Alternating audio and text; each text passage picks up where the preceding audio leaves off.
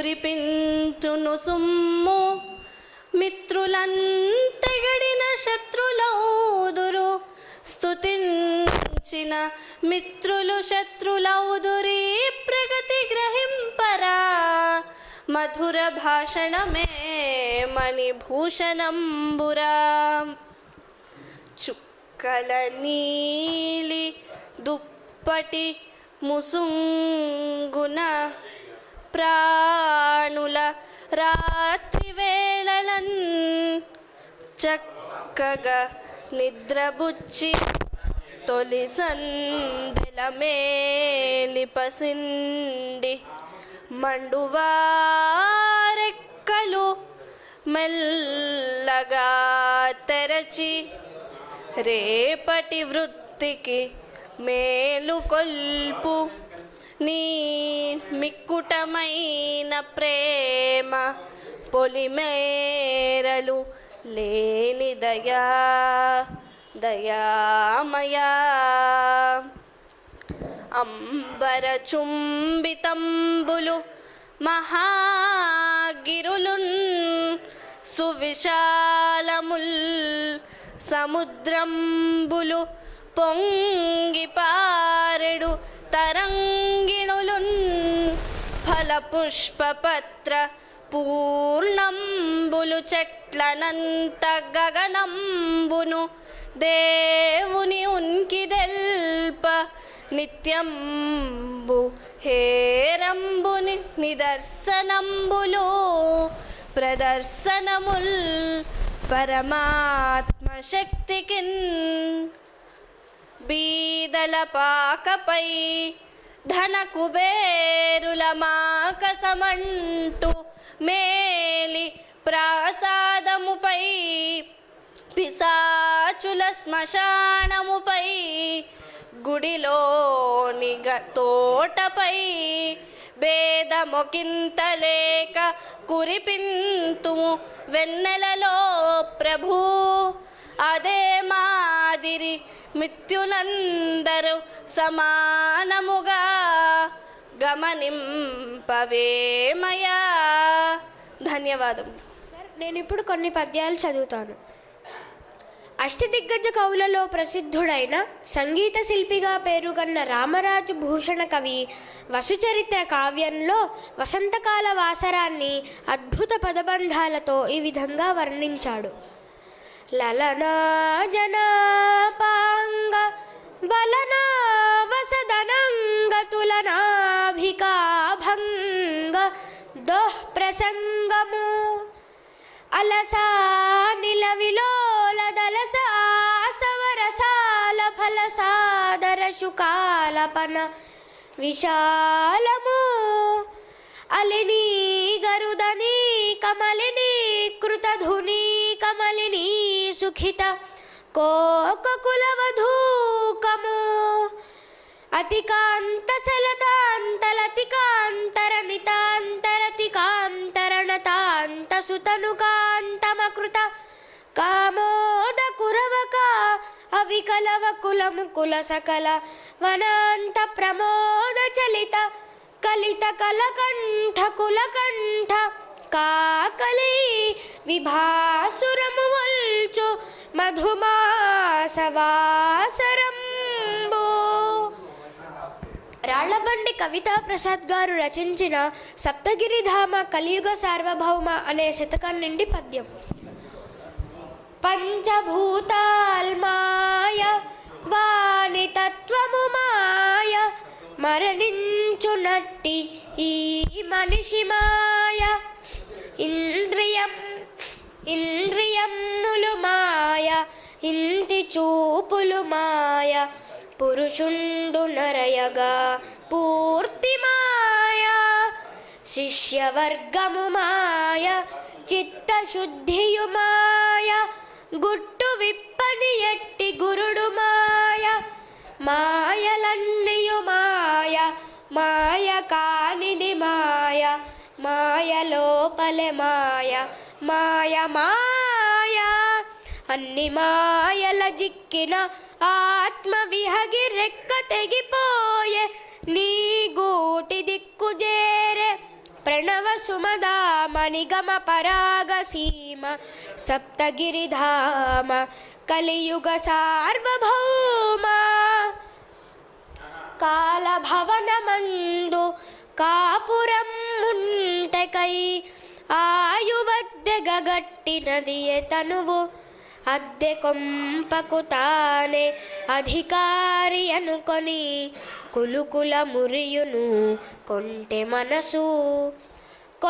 మనస్సుకు జంటయై చెలరేగు బుద్ధ్యహంకారపు పొగరు బిగువు ఇల్లు ఖాళీ చేసి వెళ్ళి పొమ్మని చెప్ప కాలముంగని కళ్ళు తేలవేయు ఇంతటి అమాయకపు జన్మ సొంతమనుచు చింతమున్గుట ఎంతటి వింత స్వామి ప్రణవ సుమదామ నిగమ పరాగ సీమ సప్తగిరిధామ కలియుగ సార్వభౌమ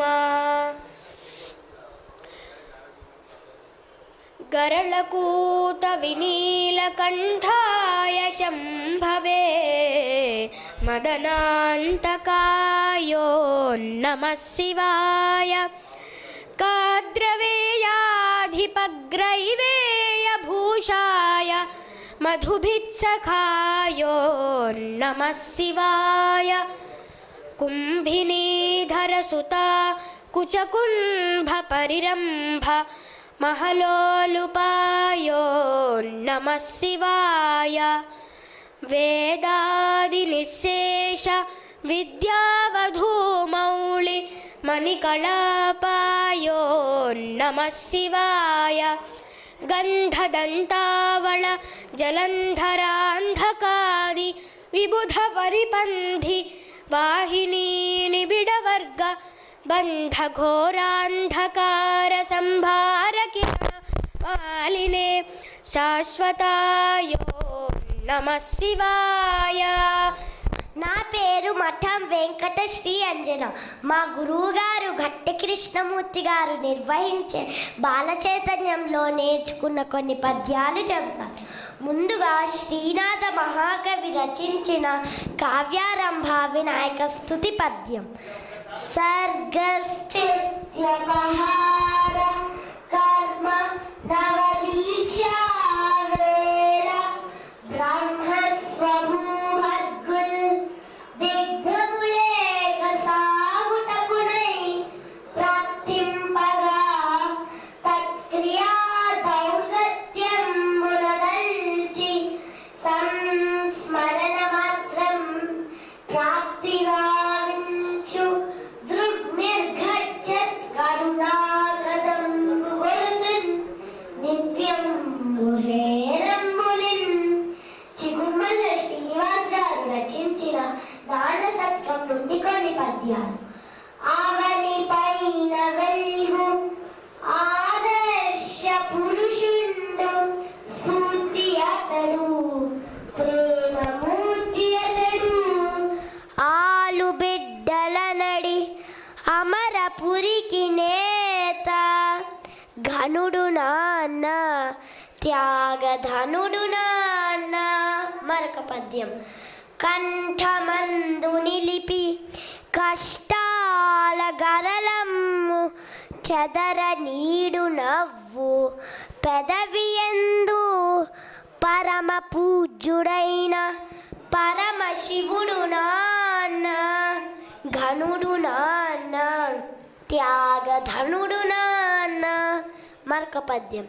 కండయంత కరిగించి కష్టించి ధరణి పైన శ్రవను ధారవోసి పెంచి పెద్ద చేయు పెన్నిధిరా నాన్న ఘనుడు నాన్న త్యాగధనుడు నాన్న. చిగుర్మల్ల శ్రీనివాస్ గారు రచించిన గురువు శతకం నుండి ఒక పద్యం. తనను మించువాడు తన శిష్యుడగుటకు సర్వశక్తులొడ్డి ఉర్విపైన స్వార్థమింత లేక సాగిపోయడి శక్తి గురువు కన్న ఎవరు గొప్పవారు. చిగుర్మల్ల శ్రీనివాస్ గారు రచించిన వృక్ష శతకం నుండి కొన్ని పద్యాలు. వనము తరిగిపోయే జనము పెరిగిపోయే కణము జనము తప్ప వనము మనము ధనము జనము కాదు వినుము వనము గొప్ప మొక్క నాటవోయి ఒక్కటైనా. మరొక పద్యం. చెట్టు పిలిచెనంచు పిట్ట కొమ్మను చేరే చిలక పొంగే పండు పలకరింప మూర్ఖ జీవి కన్నా మూగ జీవులే మిన్న మొక్క నాటవోయి ఒక్కటైనా. మా గురువుగారు గట్టి కృష్ణమూర్తి గారు రచించిన కృష్ణ సూక్తి పద్యాలు. అద్భుతంపు శక్తి అనగారియున్నది మనిషి మనిషి మనసు మడతలందు శక్తి వెలికి దీసి శ్రమించ జయమౌను వినుడి కృష్ణమూర్తి విదిత సూక్తి. మరొక పద్యం. ఎల్ల జనుల యందు నెర్రని రక్తమే అవియ కనులు ముక్కు అదియ నోరు హెచ్చు తగ్గులనుట హీన భావమ్మని వినుడి కృష్ణమూర్తి విదిత సూక్తి. అమ్మ ఆది గురువు అవని నవ్వనికైనా ఆడనేర్పు మాటలాడనేర్పు నేర్పు నొందునటుల నేర్పునెన్నింటినో వినుడి కృష్ణమూర్తి విదిత సూక్తి. తండ్రి జీవమిచ్చు తల్లి తనువునిచ్చు స్వచ్ఛమైన జ్ఞానమిచ్చు గురువు కనుక వీరు మనకు కనిపించు దైవాలు వినుడి కృష్ణమూర్తి విదిత సూక్తి. అమ్మ నాన్న మనకు ఆస్తి నీలేదని అసలు తలుపరాదు అరసి చూడా అద్భుతపు శరీరమాస్తిగా నీలేదా వినుడి కృష్ణమూర్తి విదిత సూక్తి.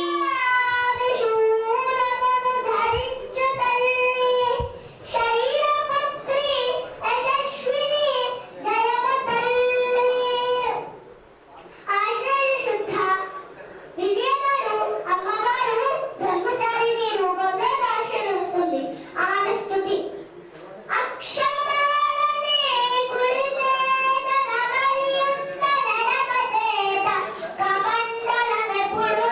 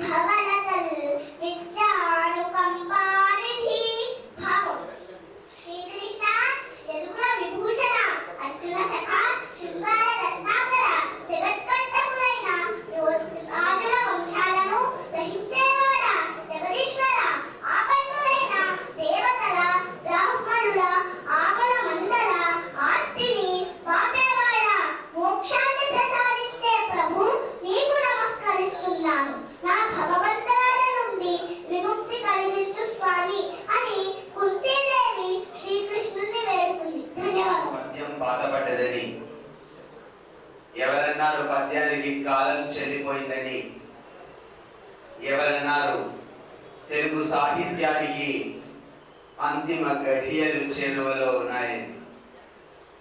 నిన్న మొన్నటి ఎట్ల శ్రీకాంత్ను మరొక ముందే పాలకోడేటి శేషాద్రి అనే బుడతడు పద్యాలతో తాండవం చేస్తూ ఉంటుంది. లబ్ధ ప్రతిష్ఠులైనటువంటి అవధానుల వారసత్వాన్ని వర్ధమానులందరూ అందుకొని కొనసాగిస్తూ ఉంటే అవధానం పరిఢవిల్లుతున్న నేల ఇది. శతకాల పూదోటలోన జ్ఞానాన్ని నేర్పినటువంటి తెలుగు తల్లి తెలుగు నేల మనది.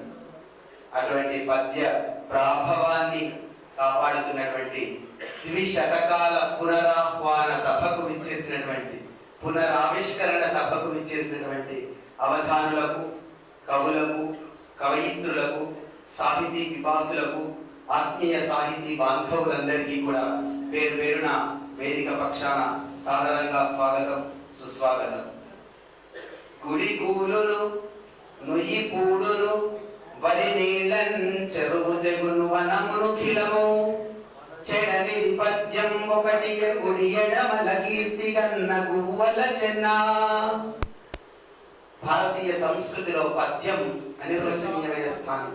పద్యం స్థిరమైనది, శాశ్వతమైనది అనడానికి అది నిదర్శనం. మన సంస్కృతిలో విద్యాభ్యాసమే పద్యంతో ప్రారంభమైంది. తేరా పలకావలపము ఈరా అయవారి చేతి కింపలరంగా పోరా భోజన వేళకు రారా పద్యాలు చదువ రాచకుమారా. రాచకుమారుడైనా సరే పండితుడి చెంత చేరి పద్యాలు నేర్చుకొని శతకాలు వల్లె వేసి భావి భారత జ్ఞానానికి దారులు తెరుచుకునే సంస్కృతి మనది. ఆ సంస్కృతి అనూచానంగా ఆ సంస్కృతిని కొనసాగిస్తూనే శతకాలు వస్తూనే ఉన్నాయి. శతకాలు మానవుని మస్తిష్కాన్ని విరబూయిస్తూనే ఉన్నాయి. మస్తిష్కంలో ఒక కొత్త ఆలోచనల్ని వెల్లువిరుస్తూనే ఉన్నాయి. ఆ పరంపరలో భాగంగానే శ్రీ కోట రాజశేఖర్ గారి రోజుకో పద్యం శంకరాభరణం, నిరంతరం పద్య సేద్యం చేస్తున్న సమస్య పృచ్ఛక చక్రవర్తి శ్రీ కంది శంకరయ్య గారి శంకర శతకం, ఈ రెండు గ్రంథాల యొక్క పునరావిష్కరణకు విచ్చేసిన వారందరికీ స్వాగతం పలుకుతూ ఈ రమణీయమైనటువంటి కార్యక్రమానికి అధ్యక్షత వహించవలసిందిగా వయస్సు మీద పడ్డ వారిలో పద్యం తొలగదు, పదవి విరమణ చెందిన పెదవికి విరమణ ప్రకటించని అవధాని వారు, నిత్యం మాలాంటి వర్ధమానులకు సూచనలు అందించేటటువంటి వారు, మాన్యులు పెద్దలు అష్టావధాని శ్రీ ముద్దు రాజయ్య గారిని కార్యక్రమానికి అధ్యక్షత వహించవలసిందిగా సాధారణంగా వేదిక స్వాగతిస్తుంది. Welcome sir. నిర్వాహకుల చేత వీరికి సత్కారం ఉంటుంది. అసనాలి గారు, సీతారామరావు గారు, గాంధీ గారు, శంకరయ్య గారు, మహమ్మద్ షరీఫ్ గారు ఇందులో భాగస్వాములు అవుతారు. సన్మానం మీ అందరి కరతాళ ధ్వనుల మధ్య చప్పట్లు వారి కోసం కాదు, మన ఆరోగ్యం బాగుండడానికి అరచేతిలో ఆక్యూ ప్రెజర్ అనే వ్యవస్థను చూసారా, మన ఆరోగ్యం అనగానే చప్పట్లు ఎక్కువ వచ్చింది. కార్యక్రమానికి గౌరవ అతిథిగా cooperative housing society Vivekananda Nagar, Sangeeta Nagar cooperative society Vivekananda Nagar గౌరవాధ్యక్షులుగా, నిరంతరం వారికి సాహిత్య సేవ అంటే ఇష్టం. ఏదైనా కార్యక్రమం ఉందంటే చాలు నా వంతు ఏం చేయాలి అంటారు. చెయ్యి కోసుకుంటారు వారు. సాహిత్య సేవలో తరిస్తూ సామాజిక సేవలో వారు మాన్యులు శ్రీ ఎంవి కృష్ణారెడ్డి గారిని ఈ కార్యక్రమానికి గౌరవ అతిథిగా సాధారణంగా రెడ్డి గారు సత్కారం అందజేస్తారు.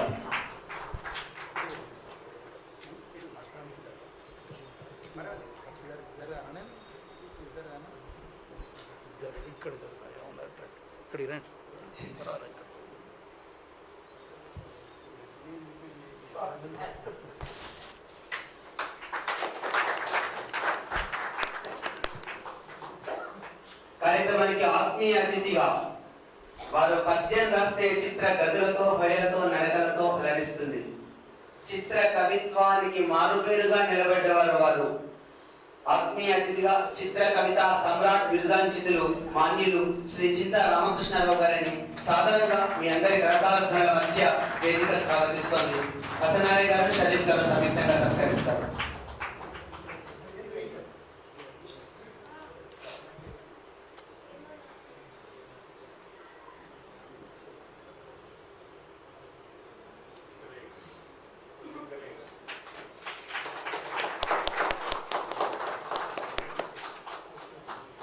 ధన్యవాదాలు సార్.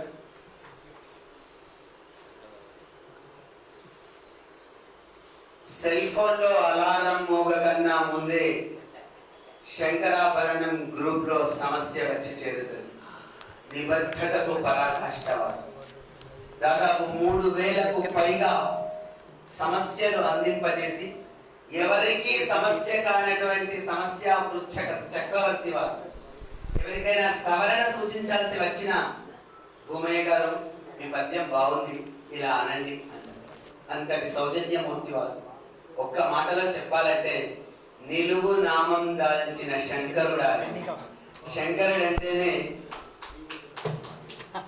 కానీ నేను ఆయన అందుకనే నిలువు నామం దాల్చిన శంకరులు అన్నాను. వారిని సాధారణంగా ఈ వేదిక స్వాగతిస్తోంది.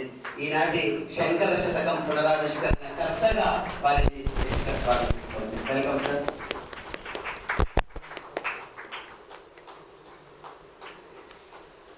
మరొక గ్రంథం. సమస్యలు ఇవ్వడం ఒక ఎత్తు అయితే సమస్యలు పూరించడం ఒక ఎత్తు. పూరించిన సమస్యల్ని భద్రపరిచి పేటికగా కూర్చి ఇదివరకే పుస్తకంగా వేసిన మళ్ళీ 1,000 పద్యాలను ఒక్క చోట కూర్చి పంచశతి పేరిట వేయడం అనేది అది మామూలు విషయం కాదు. ఆ అంతటి బృహత్తరమైనటువంటి కార్యక్రమానికి పూనుకున్న వాళ్ళు.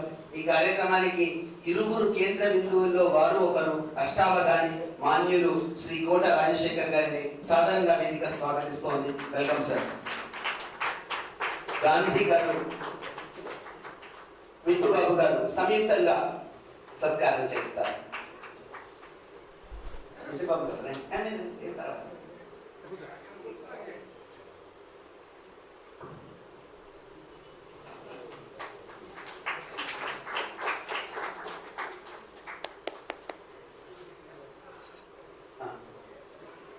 ధన్యవాదాలు సార్.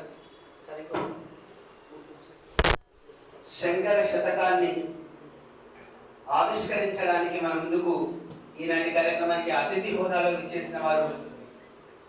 ఒక భాష వస్తేనే కళ్ళు తలకెక్కే రోజుల్లో 14 భాషలు వచ్చి నడిచే విజ్ఞాన సర్వస్వంగా పేర్కొంది. నిరంతరం అనేక మందికి సంస్కృత భాషను నేర్పేటటువంటి యజ్ఞంలో క్రియాశీలక పాత్ర పోషిస్తున్న వారు ఎవరు అంటే షార్ట్ కట్ గా పిలుచుకుంటాం మేము వారిని. సివి గారు అంటాం. చిట్టితోటి విజయ్ కుమార్ గారిని సాధారణంగా వేదిక స్వాగతిస్తోంది. Welcome sir.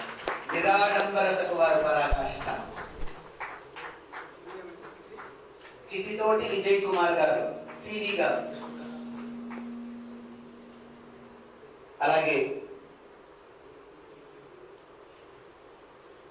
శంకరాభరణం కోట రాజశేఖర్ గారి కలం నుండి జాలువారిన రోజుకో పద్యం శంకరాభరణం గ్రంథాన్ని సమీక్షించడానికి అతిథిగా అష్టావధాని డాక్టర్ సూరం శ్రీనివాసులు గారిని సాధారణంగా వేదిక స్వాగతిస్తోంది. Welcome sir. గట్టి కృష్ణమూర్తి గారు సన్మానం అందజేస్తారు వారికి.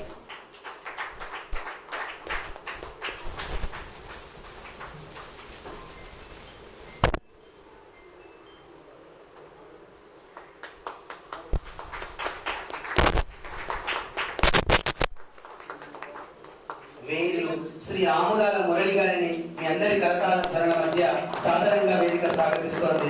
బండకాడి అంజయ్య గౌడ్ గారు వారిని సన్మానం అందజేస్తారు.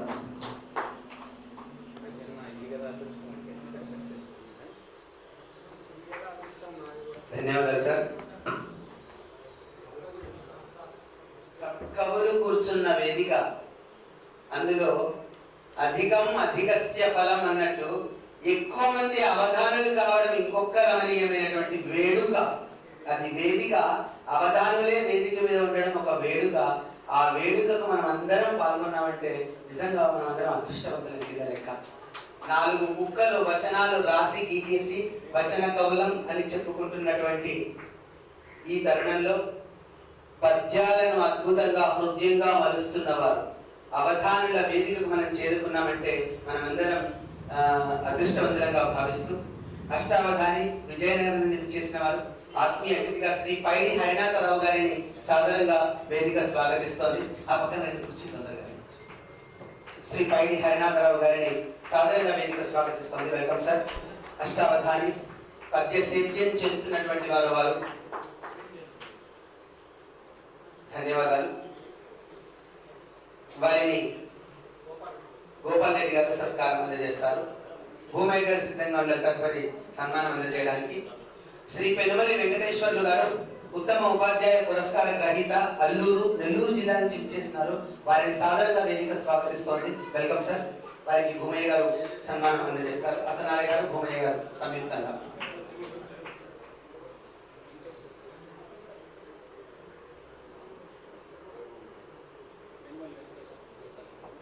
పెనుమల్లి వెంకటేశ్వర్లు గారు వారిని సాదరంగా వేదిక స్వాగతిస్తుంది. Welcome sir.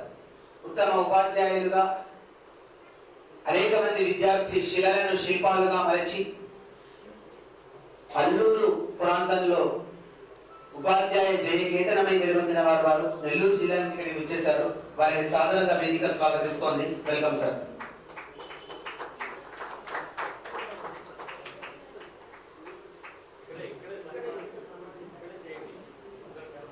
భూమే సార్ మధ్యలో రండి. భూమే గారు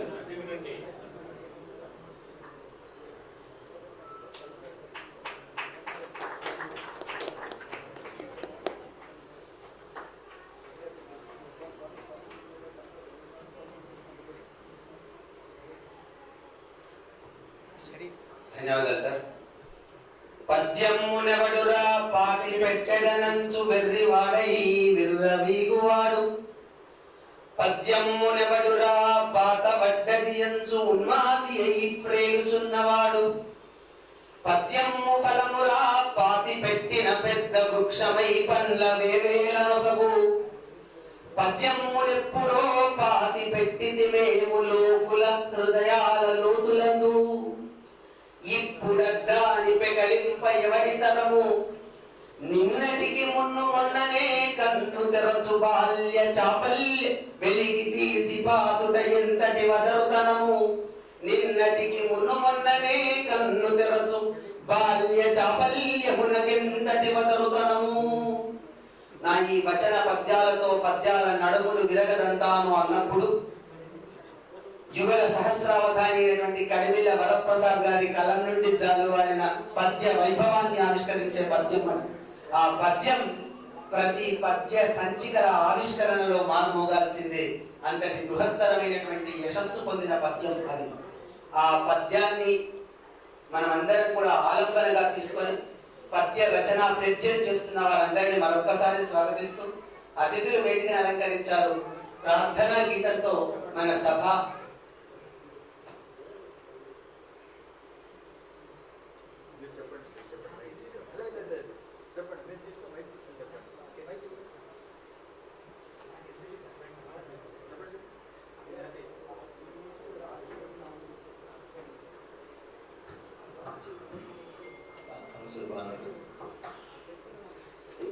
నమస్కారం. ఈనాటి మన సభకు అతిథులందరినీ ఆహ్వానించి ఇక సభను జరుపుకుంటున్నటువంటి ప్రముఖులు అవధాని గారు శ్రీ అసూరు భానుప్రకాష్ గారిని సన్మానిస్తున్నాం.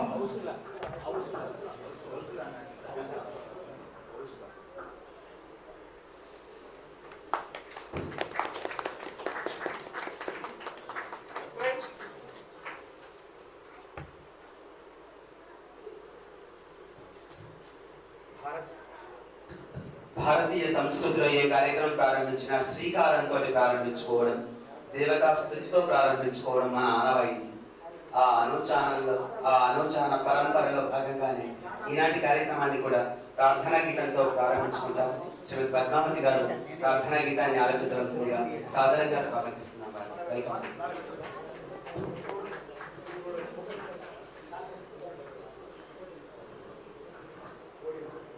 సభా సరస్వతికి నమస్కారం. సభా సరస్వతికి నమస్కారం. సరస్వతి నమోస్తుతే సామగాన స్వరూపిణి సరస్వతి నమోస్తుతే సామగాన స్వరూపిణి సరస్వతి నమోస్తుతే.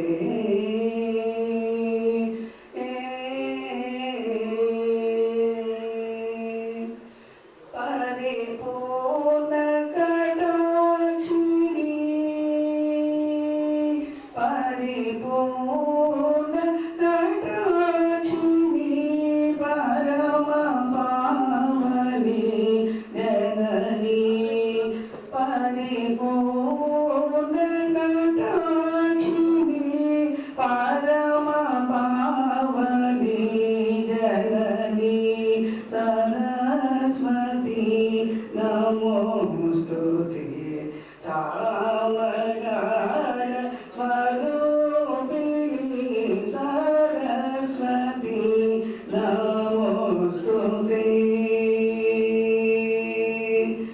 భారతి దేవి భవ పంత విమోచని శోభిని భారతి దేవి భవ పంత విమోచని శోభిని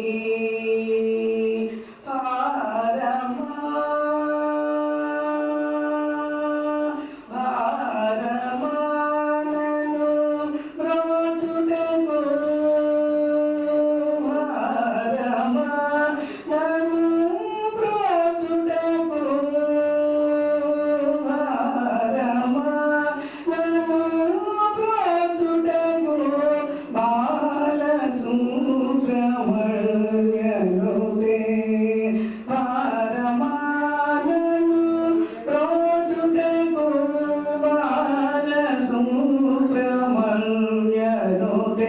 పమసని పమరి సరి మప సాని పమ సరి మారి సరి సని పమ సరస్వతి నమోస్తుతే సామగాన స్వరూపిణి సరస్వతి సరస్వతి నమోస్తుతే.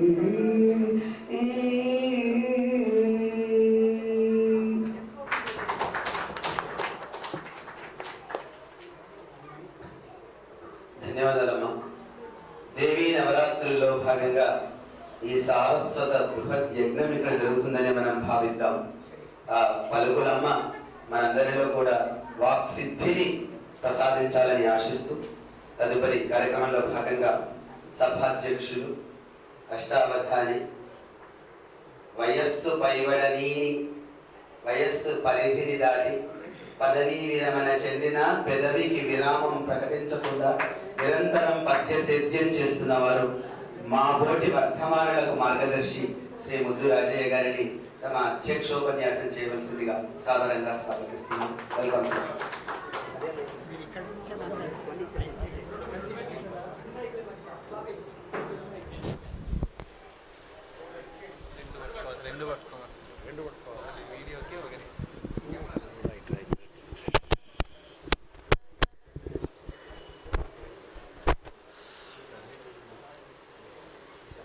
వేదికను అలంకరించిన పెద్దలు కృష్ణారెడ్డి గారు,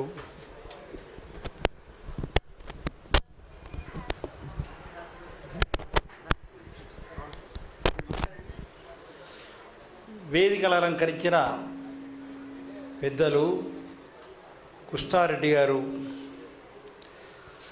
సమస్యాపృచ్ఛక చక్రవర్తి శ్రీ కంది శంకరయ్య గారు, శంకర శతకకర్త, రోజుకో పద్యం శంకరాభరణం గ్రంథ రచయిత అష్టావధాని రాజశేఖర్ గారు, శతావధాని ఆముదాల మురళి గారు, చిత్ర కవితా సామ్రాట్ చింతా రామకృష్ణారావు గారు,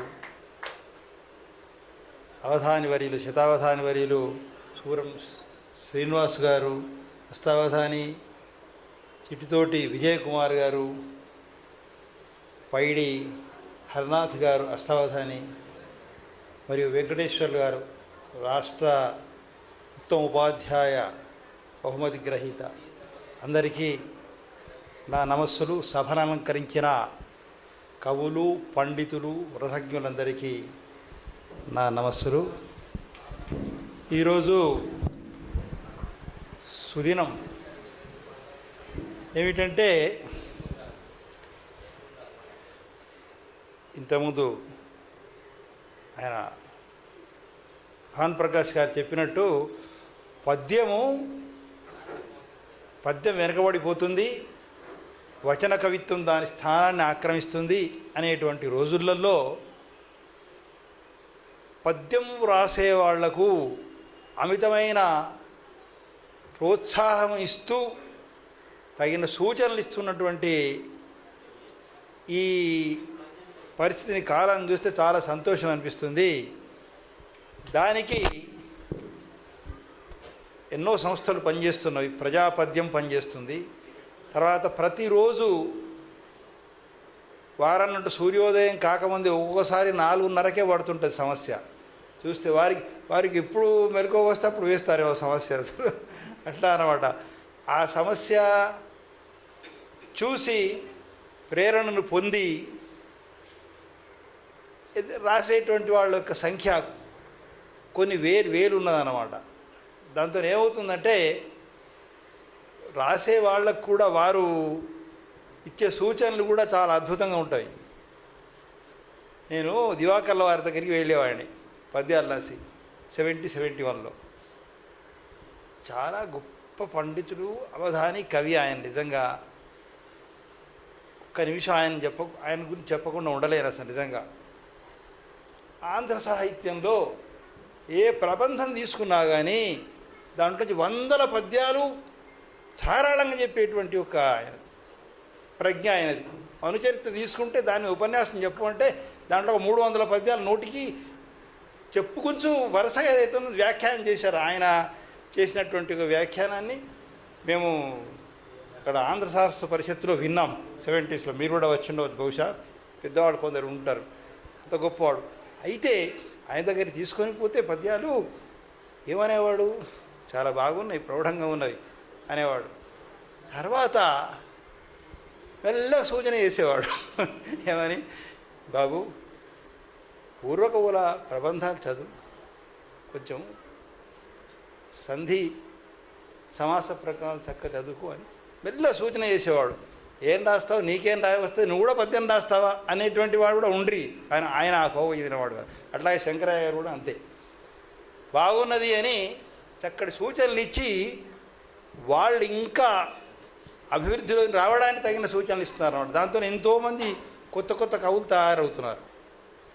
దాంట్లో చూస్తున్నాము ప్రయోగాలు కూడా కొన్ని పోతున్నాయి. అయినా కానీ ఏంటంటే పిల్లవాడు కింద పడతాడని చెప్పి చేయి పట్టుకొని మెల్లమెల్లగా నడిచి నడక నేర్పించినట్టు అట్టా నేర్పిస్తున్నారు అనమాట. అందుకోసం వారిని నేను బహుదా అభినందిస్తున్నాను. దీంట్లో ఇప్పుడు ఆ పద్యాలు రోజు వచ్చేటువంటి భూమయ్య గారు కానీ, షరీఫ్ గారు కానీ, వీరు కూడా భానుప్రకాష్ గారు, ఈ పద్యాలని రోజు నేను చూస్తుంటాను. చాలా సంతోషం. ఇంకొకటి ఏంటంటే దాంట్లో కేటగిరీస్ ఉంటాయి నింపడంలో కూడా, సమస్యాపూరణంలో కూడా. ఏంటంటే బిగినింగ్లో చేసేవాళ్ళు కేవలంగా ఛందస్సును దృష్టిలో పెట్టుకొని అది పూరించడానికి చేసేటువంటి అది ప్రాథమిక స్థాయి.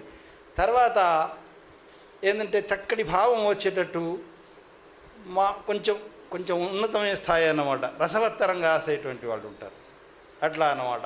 తర్వాత ఏదో ఒక ఘట్టానికి రామాయణమో భారతంలోనో దానికి అనుకూలమైనటువంటి యొక్క ఇతివృత్తాన్ని సెలెక్ట్ చేసుకొని దానికి అనుకూలంగా రాయడం అన్నమాట. ఇక దాంతో సరిగ్గా విడిపోద్ది అన్నమాట. అది ఉన్నతమైన స్థాయి అనుకుంటున్నాను నేను. దీంట్లో కూడా ఎన్నో రకాలు ఉన్నాయి. ఈ విధంగా చేయడం కాకుండా ఏది చేత అయినప్పుడు తోచకుండా క్రమాలంకారణ కూడా చేస్తారన్నమాట.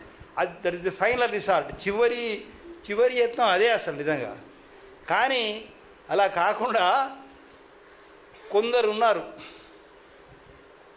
ఎవరు మైలవరం మురళీకృష్ణ గారు కానీ కొందరు ఉన్నారు, అంటే నేను అందరినీ కోట్ చేయలేను, తర్వాత రాజశేఖర్ గారు కానీ, వీళ్ళు రాస్తే ఏంటంటే ఆ సమస్యకు అనుకూలమైనటువంటి ఇతివృత్తాన్ని సెలెక్ట్ చేసుకొని దానికి అనుసంధానం చేస్తూ పూర్వకథను చెప్పి దీన్ని లింక్ చేసి రాస్తున్నారు. అద్భుతమైనటువంటి రచన అది టాప్ అన్నమాట, ది బెస్ట్ పూరణం. అట్లా వారి పూరణాలు అట్లా ఉంటాం అన్నమాట. అయితే ఆ పూరణల వల్ల ఏమవుతుందంటే అది దానికి కారణం ఏంటంటే వారికి పురాణాల మీద ఉన్నటువంటి పట్టు, రామాయణం, భారతం, భాగవతం అటువంటివి అన్నిటినీ, ఎందుకంటే వారు తెలుగు సంస్కృతంలో కూడా గొప్ప పండితులు కాబట్టి ఆ విధంగా వాటిని లింక్ చేసి పూర్ణం చేయడం అన్నమాట. దాంతో ఏంటంటే ఇప్పుడు వర్ధమాన కవులు, వర్ధమాన అవధానులు వాటిని చదివితే చాలా స్ఫూర్తిని పొందుతారని చెప్పి నేను అనుకుంటున్నాను. నాకైతే చాలా బాగా అనిపించింది. ఆ విధంగా రాసి బట్టే పక్కకు పెట్టడం కాదు, అది మనకు సాహితీ ప్రియులకు ఉపయోగపడేలాగా పుస్తకంగా తీసుకువచ్చారు అసలు. అది గొప్ప విషయం. అందుకోసం వారిని నేను అభినందిస్తున్నాను. ఇక్కడ ప్రతి విషయంలో కూడా అంతే అన్నమాట, వివరణలు అవన్నీ కూడా మొదటికి ఇచ్చారు. మరి ఈసారి వివరణ ఇవ్వలేదన్నాడు, ఎందుకంటే గ్రంథం యొక్క సైజు పెరిగిపోతుందని ఈసారి ఇవ్వలేదట. ఆ పాత పుస్తకాన్ని చూస్తే చాలా చక్కగా ఉన్నది అసలు. నిజంగా అభిప్రాయం రాయమంటే అదే అన్నాయి, గొప్ప గొప్ప వాళ్ళు రాశారు, నేను ఎందుకు అంటే మీరు రాయాలంటే ఏదో 2 ముక్కలు రాశాను. అవకాశం నాకు కల్పించినందుకు వారికి నేను కృతజ్ఞతలు తెలుపుతున్నాను. ఇక శంకరయ్య గారి విషయానికి వస్తే వారి పాపులారిటీ ఒక ఇండియాకే పరిమితం కాలేదు, తెలంగాణ, ఆంధ్రాలో పరిమితం కాలేదు. వాషింగ్టన్ నుంచి వస్తున్నా, ఎక్కడి నుంచి వస్తున్నా, ఎక్కడి నుంచి పూర్ణ గొప్ప విషయం అసలు. నిజంగా చాలా గొప్ప విషయం. 1000 కాపీలు ప్రింట్ చేయించారు. ప్రింట్ చేయిస్తే ఎక్కడికి పోయినా శంకరయ్య గారు అంటే ఎక్కడికి పోయినా, నెల్లూరుకి పోని, తిరుపతికి పోని, హోసూరుకి పోని, ఎక్కడికి ఆయన శిష్యవర్గం అందరు ఉంటారు అక్కడ. ఆ కాపీలు సరిపోలేదు. సరిపోక మళ్ళీ ఇప్పుడు 1000 వేయించాల్సి వచ్చింది. అంత పాపులర్ అయిపోయినారు. పద్య సేవ, సాహిత్య సేవ అంత చేస్తున్నారు, అంత గొప్ప చేస్తున్నారు. కాబట్టి వీరిద్దరిని నేను బహుశా ప్రశంసిస్తున్నాను. ఇంకా వీరు ఇట్లాగే మన తెలుగు పద్యం శాశ్వతంగా ఉండేలాగా రాజశేఖర్ గారు ఎన్నో మంచి కావ్యాలను రాసి శారదాదేవి యొక్క గళాన్ని అలంకరిస్తారని చెప్పి కోరుతున్నాను. వారు కూడా చక్కటి సాహిత్యం మీద పట్టున్నటువంటి వారు కదా, ఆ విధంగా ఇలాగే ఆ శంకరాభరణాన్ని కంటిన్యూ చేసి ఎంతోమందికి ఇంకా పద్యాన్ని రాయడానికి ఊపిరినిస్తూ తెలుగు సాహిత్యానికి, తెలుగు శారదకు సేవ చేస్తారని ఆశిస్తూ సెలవు తీసుకుంటున్నాను. ధన్యవాదాలు సార్. వాట్సాప్ సమాజానికి చేటు చేసిందేమో కానీ సాహిత్యానికి మాత్రం చాలా సేవ చేస్తోంది. వాళ్ళ ఇంకొక వ్యక్తి మన వేదిక, మన సభలో ఉన్నారు, డాక్టర్ నల్లవూరి నరసింహారెడ్డి గారు ఉన్నారు. రోజు పొద్దున్న లేస్తే ఒక పరుపు పద్యం, పద్య సేద్యాన్ని క్రమం తప్పకుండా చేస్తున్నటువంటి వారు కూడా అందరి చేత పొడుపు ప్రశ్న వేయడం, సమాధానాన్ని సేకరించడం, అది వచనంగానో పద్య రూపకంగానో, ఇట్లాంటి వారి పద్యం రోజు రోజుకు విరాజమానం అవుతుంది. కంది శంకరయ్య గారి యొక్క భావన ఎలాంటిది అంటే శిష్యాధిచేత్ పరాజయం అంటుంది భారతీయ సంస్కృతి. వారి తర్వాత తరం వారికన్నా ఉన్నత స్థానంలో నిలబడడానికి వారి తపన అని మరొకసారి గుర్తు చేస్తూ కార్యక్రమంలో తదుపరి ఒక సూచన అన్యథా భావించరాదు. మనమందరం సరిగ్గా 8:10 ఈ వేదిక నుంచి నిష్క్రమించాలి అంటే పొదుపైనటువంటి సమయాన్ని మాత్రమే తీసుకుందామని అందరికీ ఒక్కసారి తెలియజేస్తూ, తదుపరి ఈ కార్యక్రమానికి గౌరవ అతిథిగా పిలిచేసిన వారు పెద్దలు, వయోభారాన్ని సైతం లెక్క చేయకుండా నిరంతరం కూడా సాహిత్య, సాంస్కృతిక, సామాజిక సేవలతోనే తరిస్తున్నటువంటి వారు, ఒక వెల్ఫేర్ అసోసియేషన్ కు బాధ్యులుగా తన వంతు కృషిగా సమాజానికి ఏం చేయగలని తప్పించేటటువంటి వారు ఈ కార్యక్రమానికి గౌరవ అతిథిగా విచ్చేసిన వారు sangeet Nagar cooperative housing society Vivekananda Nagar గౌరవ అధ్యక్షులు శ్రీ ఎంవి కృష్ణారెడ్డి గారిని తమ ఆత్మీయ సందేశం ఇవ్వవలసిందిగా మీ అందరి కరతాళ ధ్వనుల మధ్య స్వాగతిస్తున్నాను.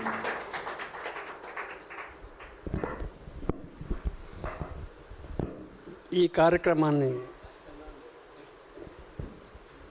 కార్యక్రమాన్ని చూస్తుంటే నాకు ఉన్న నాలెడ్జి నేను ఇక్కడ కూర్చోవడానికి అర్హత లేదనే ఫీలింగ్ నాకు వస్తుంది. ఎందుకంటే నాకు ఈ పుస్తకాలు వీటి రాయటాలు ఈ చాలా మంచి సబ్జెక్టు. మేము చిన్నప్పుడు స్కూల్లో చదువుకున్న రోజుల్లో సుమతి శతకము, వేమన శతకం ఇటువంటి పుస్తకాలు చదువుతుంటే ఆ పద్యంలో ఉన్నటువంటి అర్థాన్ని ప్రతి మనిషి, ప్రతి పిల్లవాడు, ప్రతి టీచరు మనసులోకి ఎక్కించుకొని బాగా సుఖంగా ఉండే రోజులు అవి.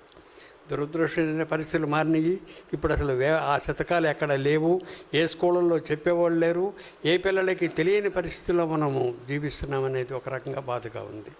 ఇంకొక విషయం ఏంటంటే అండి, నాకు ఈ కాలనీలో ఏ కార్యక్రమం జరిగినా కూడా మిత్రులు నాకు ఆల్మోస్ట్ సొంత బ్రదర్లాగా ఉండేవాడు వడ్డేపల్లి నరసింహరావు అండి. ఆయన ఈ మధ్యకాలంలోనే 2015లోనేమో పరమపదించడం జరిగింది. ఈ కాలనీని అన్ని రంగాలలో ఇంక్లూడింగ్ ఈ బిల్డింగ్స్ ఇవన్నీ కట్టి ప్రజలకి ఈ రోజున ఏ కార్యక్రమం జరపాలన్నా కూడా ఎలాంటి వెనక ముందు లేకుండా అన్ని ఏర్పాట్లకి చేయటానికి నాకు ఫుల్గా సహకరించిన మనిషిని నేను మర్చిపోలేను. ఏ పని చేయాలన్నా నేను చెప్తున్నాను కాలనీలో, ఇదెందుకండి అదెందుకు, నేను మా సొంత బ్రదర్ కూడా యాక్సెప్ట్ చేయని రోజుల్లో ఏ పని చేద్దామన్నా డబ్బు ఉన్నదా లేదా అనేది కూడా ఆలోచించకుండా ఏ పని చేద్దామన్నా మంచి సార్ అనేవాడు. అంత మంచి సపోర్ట్ ఇచ్చిన మనిషి మన మధ్య లేడనేది నాకు కొంచెం ఫీలింగ్ ఎప్పుడూ ఉంటుంది. తర్వాత ఈ కార్యక్రమాలలో ముఖ్యంగా కొంత విలువలు ఉంటాయి. ఎందుకంటే పెద్దలందరూ ఈ కార్యక్రమం ఒక్కొక్కళ్ళు వాళ్ళ ఎమినెన్స్ ప్రతి వాళ్ళకి ఉన్నది. ఎవరి లెవెల్లో వాళ్ళకి అక్కడ కూర్చున్న వాళ్ళు కానీ ఇక్కడ కూర్చున్న వాళ్ళు కానీ పొజిషన్ వేరు కావచ్చు, కానీ ప్రతి మనిషి కొంత ఎమినెన్స్ ఉంటేనే అసలు ఇక్కడ రావడం జరిగిందనేది నా పర్సనల్ ఒపీనియను. ఈ విధంగా ఈ కార్యక్రమాలు జరపడం అనేది నాకు చాలా సంతోషం. ఎందుకంటే చాలా ముందుకు తీసుకెళ్ళగలిగిన పరిస్థితి ఉన్నది. ఇవాళ కూర్చున్న వాళ్ళు అందరూ కూడా మానసికంగా హ్యాపీగా దీన్ని షేర్ చేస్తున్నారనే ఫీలింగ్ నాకు ఉన్నది. కాబట్టి నేను మీతో షేర్ చేసుకుంటూ సెలవు తీసుకుంటున్నాను. నమస్కారం. ధన్యవాదాలు సార్. మీరు ఒక మాట అన్నారు, మొట్టమొదట నాకు ఇక్కడ కూర్చొని అర్హత లేదు అనే మాట అన్నారు. ఆనాడు విక్రమాదిత్యుడు లేకపోతే కాళిదాసు వెలుగులోకి వచ్చేవాడా, శ్రీకృష్ణదేవరాయ లేకపోతే పెద్దనకు గడ్డపెట్టారని దక్కేదా, మీది ఎప్పటికీ రాయల స్థానమే, మా హృదయ సామ్రాజ్యం నటించిన రాయలు అని మరొక మాట తెలియజేస్తూ తదుపరి కార్యక్రమంలో ఈనాటి కార్యక్రమానికి ఆత్మీయ అతిథిగా విచ్చేసిన వారు చిత్రకవిత సమ్రాట్ బిరుదాంచితులు శ్రీ చింతా రామకృష్ణరావు గారిని వారి యొక్క అమూల్యమైనటువంటి సందేశాన్ని ఇవ్వాల్సిందిగా సాధారణంగా స్వాగతిస్తున్నాం.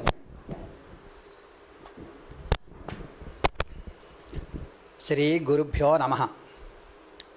సభకి నమస్కారం. నా కంటికి ఆపరేషన్ జరిగి వారం రోజులైంది. ఈరోజు ఇంతమందిని చూసే భాగ్యాన్ని ఆ భగవంతుడు నాకు కలిగించాడు. 99 పాళ్ళు వచ్చే అవకాశం లేకపోయినా ఆ ఒక్క పాలు దేవుడు నన్ను తోసాడు సారా, అది ఎంత అదృష్టమో నాకు. మరొక విచిత్రం ఏమంటే, ఆ భగవంతుడిచ్చిన వరంలో గొప్ప వరం ఈరోజు నాకు 6/10/1951 పుట్టానండి నేను. ఈరోజు ఇందరి యొక్క ఎంతమంది మహానుభావుల మధ్యన ఈ మంచి రోజుని, నా యొక్క పుట్టినరోజుని నేను ఆనందించేటువంటి భాగ్యాన్ని ఆ పరమేశ్వరుడు కలిగించాడు. అంచేత నేను అదృష్టవంతుడిని.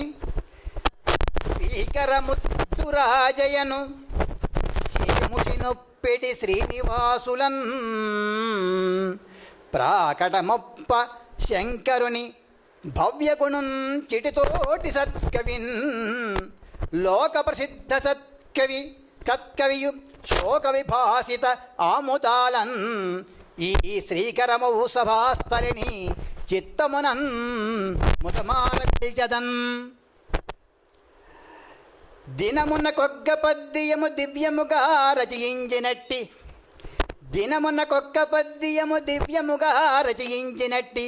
ఈ ఘనుడగు కోట వంశజుని గౌరవమూర్తిని రాజశేఖరున్ మనమున నుంచి గొల్చదను మాన్యుని నిత్యము దైవమెన్నుతున్ ఘనమగు మార్గమున్ నడిపి కాచును సత్కృపన్ సత్యమిద్దియే.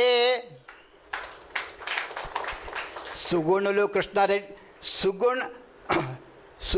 కృష్ణారెడ్డికి జగమెరిగిన పెద్దలగును సజ్జన తతికిన్. సుగుణులు కృష్ణారెడ్డికి జగమెరిగిన పెద్దలగును సజ్జన తతికిన్. నిగమాంతుడు హరనాథుకు ప్రగణితముగా నంజలింతు భాషలయేయన్. ఈరోజు ఒక పవిత్రమైనటువంటి రోజుగా చెప్పుకోవచ్చు మనం. ఎందుకు అంటే సృష్టి చేసిన పరమేశ్వరుడు ఉండి నడిచినటువంటి సృష్టిని చూసి తన సృష్టిలో ప్రజలు ఆనందిస్తూ ఉంటే పొందే ఆనందం ఎంత గొప్పదో, శంకరాభరణంలో సమస్యలు ఇస్తూ ఆ సమస్యల్ని రోజు పూరిస్తూ అది ఒక గ్రంథ రూపంలో వచ్చి ఆవిష్కరింపబడుతూ ఉంటే ఆ పరమాత్మ ఈ భక్తుడు పొందే ఆనందం జీవ బ్రహ్మైక్య వేదాంత రహస్యం ఇది ఈవేళ. అంతేకాదు ఆ శంకరాచార్యులు ఎవరైతే ఉన్నారో నిలువునామ పెట్టుకున్న శంకరుడతనం, అడ్డునామం కాదు. అటువంటి ఆ శంకరయ్య గారు రాసినటువంటి శంకర శతకము ఒక రోజులో రాశారండి. ఒకే ఒక రోజులో 100 పద్యాలు పూర్తిగా రాసిన మహానుభావుడు. అది ఒక ఎత్తు అయితే ఈ పుస్తకము 6 నెలల లోపునే ఒకసారి ముద్రితమై ఆవిష్కరణ జరిగింది.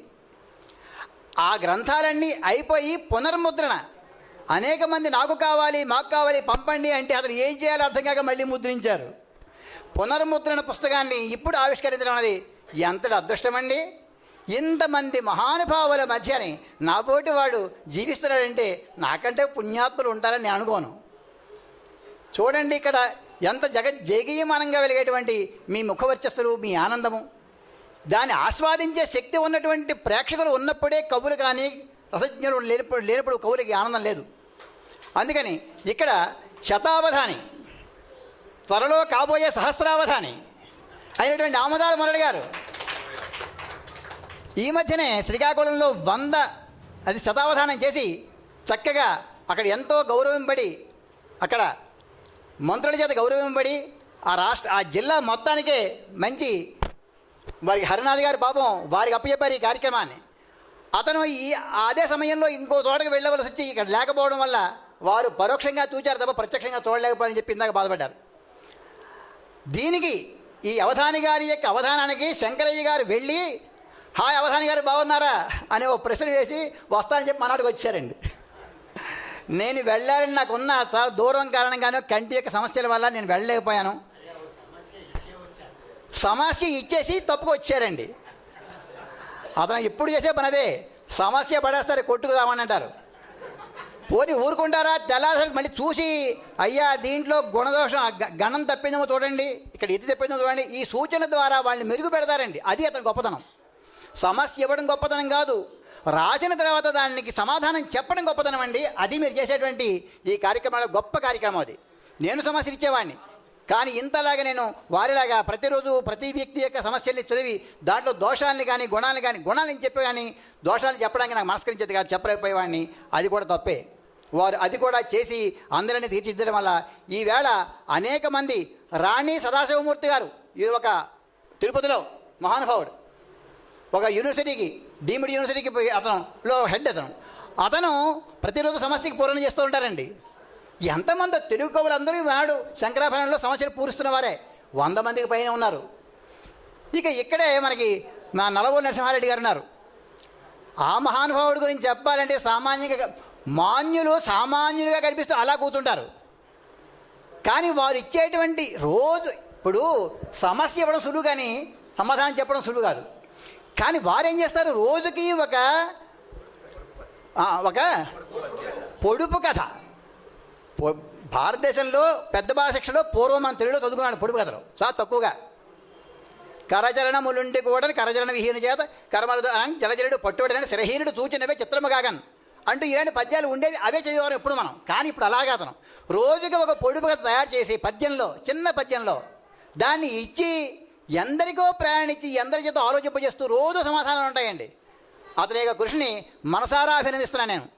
వారు మీకు నేర్పండి అని ఎవరైనా అంటే అక్కడికి ఖర్చులు పెట్టుకు వెళ్ళి కారు మీద వెళ్ళి నేర్పి వస్తారండి. అనకాపల్లి కూడా మధ్య వెళ్ళి వచ్చారు, ఖర్చులు కూడా అడగరు, తీసుకోరు కూడా. అంతటి కృషి చేస్తున్న వాళ్ళు ఉండగా తెలుగు పద్యం ఎందుకండి పోతుంది, ఎక్కడికి పోతుందండి? ఇంత చక్కని కార్యక్రమంలో ఈవేళ రాజశేఖర్ గారి యొక్క పుస్తకం 500 పద్యాల పుస్తకం, అది పుస్తకం కాదండి, మనకి నేర్పేటువంటి ఒక చక్కని. ఎందుకంటే దాంట్లో ఉండేవన్నీ సమస్యలు, దత్తపదులు, న్యస్తాక్షరుడు, అవన్నీ పూరించే విధానం ఎలాగా. సమస్య ఇవ్వడసులు కానీ పూరించడం ఎంత బాగా పూరించారండి ఒక్కొక్క సమస్యని. దానికి కారణం మీరు చెప్పారు, ఏమని? పురాణాలతో వారికి పరిచయం ఉంది, గ్రంథాలతో పరిచయం ఉంది కాబట్టి సులువుగా పూరుస్తున్నారని. యథార్థం అండి.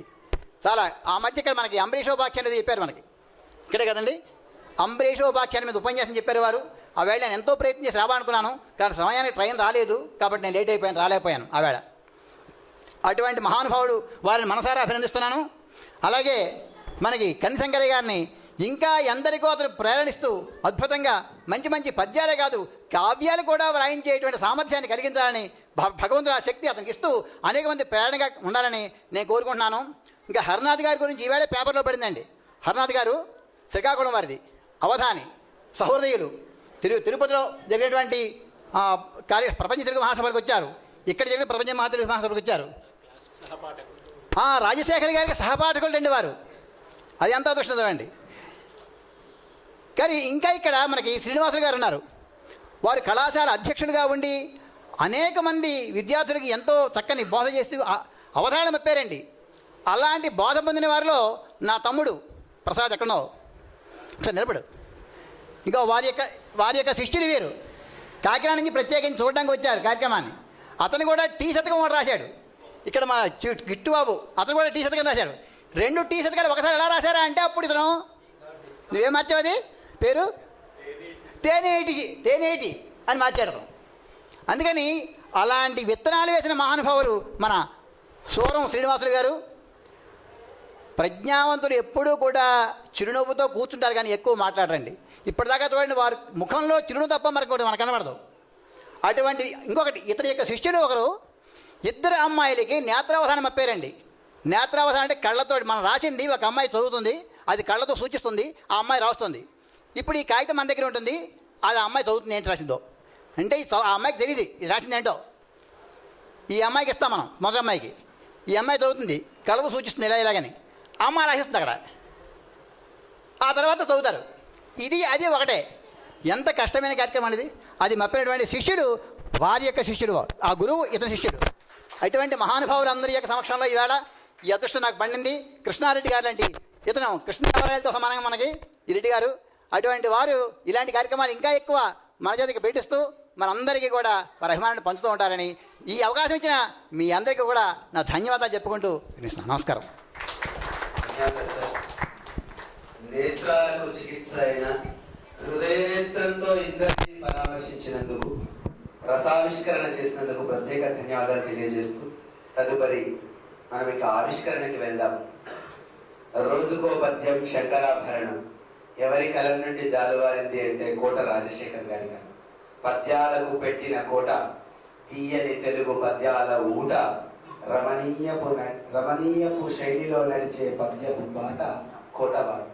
ఆ కోటవారి కలం నుండి జాలువారిన రోజుకో పద్యం శంకరాభరణం పుస్తకాన్ని ఆవిష్కరించవలసిందిగా అతిథిగా విచ్చేసిన వారు శ్రీ కంది శంకరయ్య గారు. వారి కరకమలముల మీదుగా ఈ పుస్తకాన్ని ఆవిష్కరిద్దాం. చాలా సందర్భాల్లో పుస్తకావిష్కరణ అంటే 11 పుస్తకాన్ని కాగితంలో ప్యాక్ చేస్తారు, అదొక తరహా.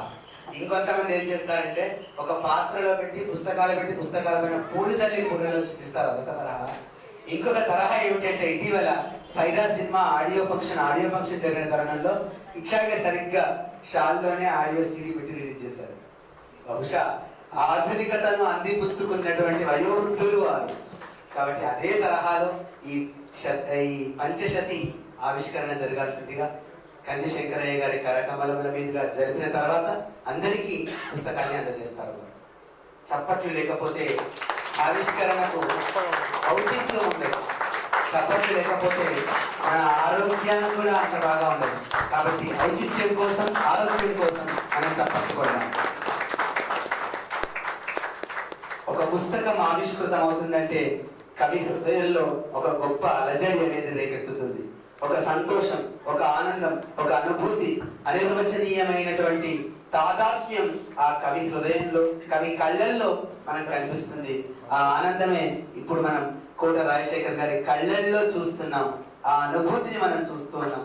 మీ అందరి కరకాల ధ్వనుల మధ్య రోజుకో పద్యం శంకరాభరణం పుస్తక గ్రంథం పంచశతి పద్యాలు మామూలు ఘనత కాదు. 500 పద్యాలతో ఒక ప్రౌఢ కావ్యం తయారయ్యేది. వారు అనుకుంటే కావ్యం రాస్తే వారి శైలిలో, వారి నడకతో ఏకమిగిన పూర్తయ్యేది. కానీ ఇచ్చినటువంటి సమస్యను రసౌచిత్యంగా పూరించాలి కాబట్టి కావ్యం కన్నా గొప్పనైనటువంటి సంకలనంగా దీన్ని మనం భావిస్తూ వారికి ప్రత్యేకంగా ధన్యవాదాలు తెలియజేస్తూ అతిథులందరూ యథాస్థానం కలిసి వారి వారి స్థానాల్లో కూర్చోవలసిందిగా స్వాగతిస్తారు. పుస్తకావిష్కరణ జరిగిందంటే ఏముంది? పుస్తకంలో ఉన్నటువంటి సారాంశాన్ని సంక్షిప్తంగా చెప్పాలి. కొండను అద్దంలో చూపినట్లుగా చేయడం పుస్తక సమీక్ష. ఆషామాషి వ్యవహారం కాదు. ఇవాళ ఆధునిక కాలంలో ఒక సినిమా వస్తుంది అంటే సినిమా మీద రివ్యూ చేసినంతటి గొప్ప ఉత్కృష్టమైన కార్యక్రమం పుస్తక సమీక్ష. రెండోకేసారి కాబట్టి ఈ రోజుకో పద్యం శంకరాభరణం పద్య పంచశతిని సమీక్షించవలసిందిగా ఈనాటి కార్యక్రమానికి ఆత్మీయ అతిథిగా విచ్చేసిన వారు డాక్టర్ సూరం శ్రీనివాసులు గారిని సాధారణంగా మీ అందరి కరతాళ ధ్వనుల మధ్య స్వాగతిస్తాం. Welcome sir.